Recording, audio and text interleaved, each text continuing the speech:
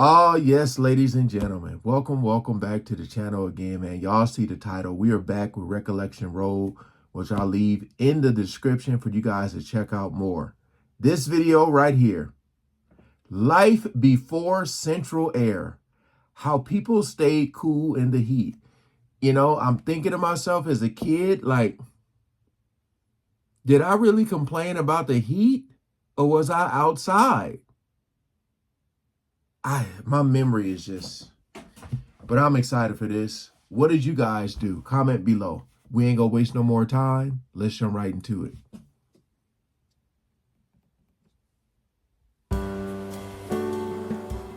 Imagine a summer without the comfort of air conditioning.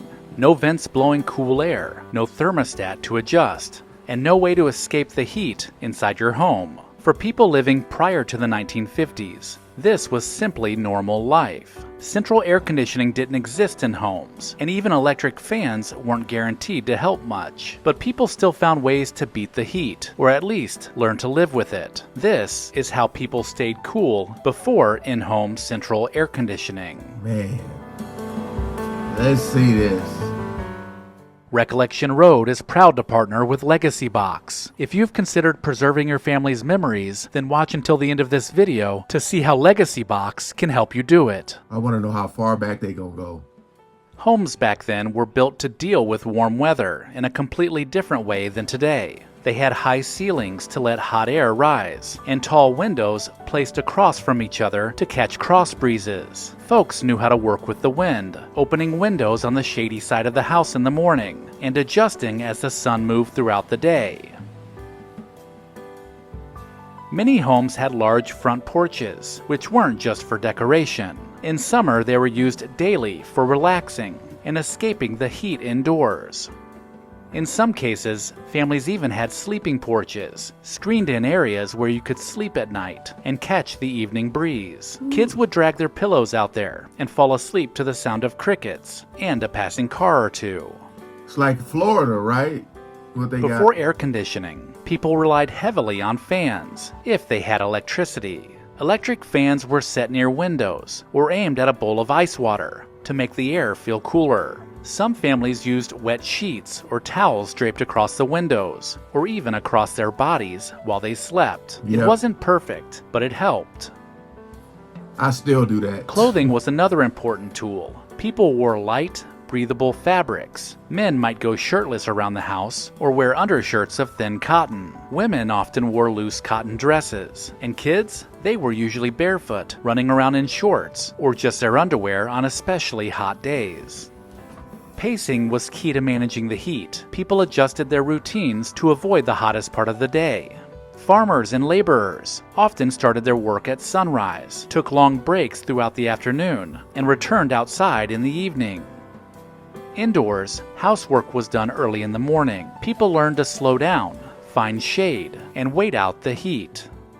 Sleeping arrangements also changed in the summer. If the top floors were too warm, families would move downstairs with their bedding. And of course, every window would be open, and they might have used mosquito netting to avoid bites while still letting air flow freely.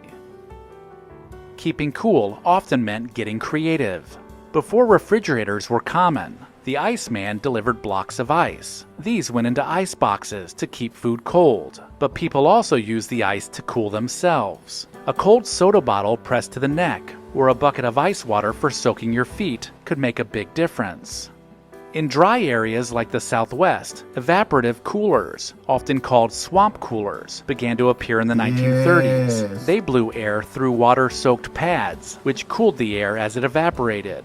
They didn't work in humid climates, but in places like Arizona or New Mexico, they were lifesavers.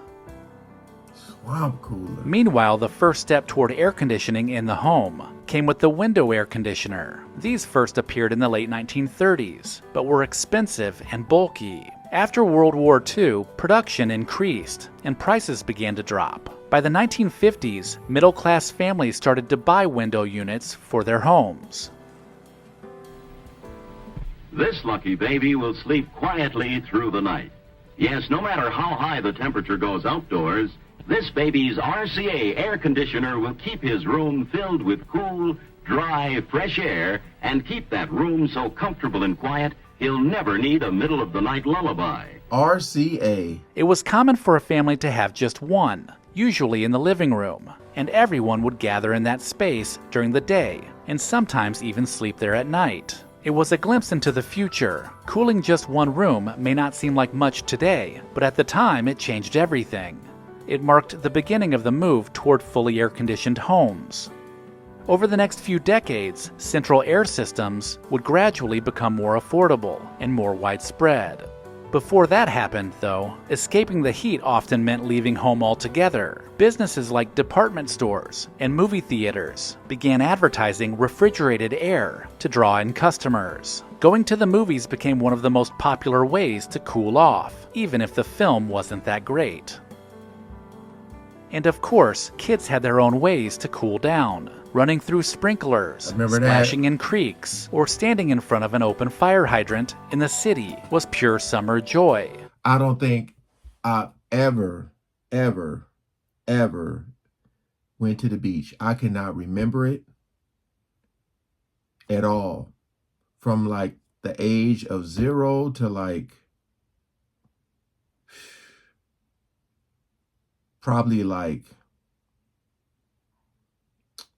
I don't even know. I have to ask my mama. I do not ever remember going to the beach at all as a kid or as a teenager.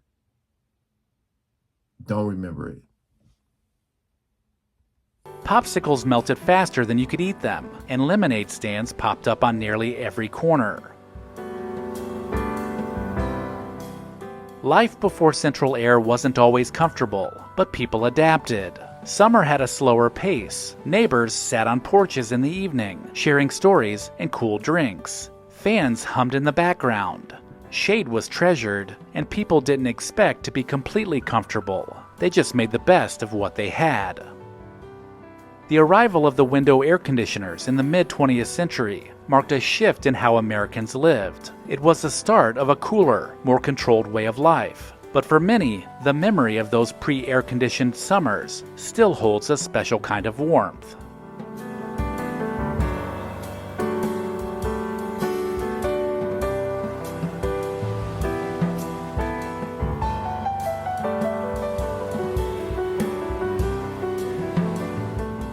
Did I happen to miss something? Share it with me in the comments. If this video made you smile, hit that like. Yeah, man. How did you guys stay cool back in these times? I feel like as a kid, you probably didn't complain about the heat because you knew if it was warm or hot that you could go outside. You probably just eating some type of ice cream, popsicle or something. But yes, I do remember, like, I remember doing the slip and slide. I remember like cause when I grew up, we, as a kid, we never lived in a house. It was always like an apartment. So like you would see your friends and it was always like a big grass area we used to play football on. But I remember when that slip and slide came out, oh man, boy, I'll just say, you're going to do a slip and slide, you better make sure you check that grass first. Boy, you end up sliding on like a rock or something. Ooh-wee. But times were definitely easier. The kids today are just, most of them are glued to their phones. They don't really play outside. But man, that really was a time. For sure. But I'm just trying to think back. I don't think I ever, as a kid, was like, it's too hot out here. Just outside, just musty. All right, man. Hey, appreciate y'all coming over and watching. Peace out.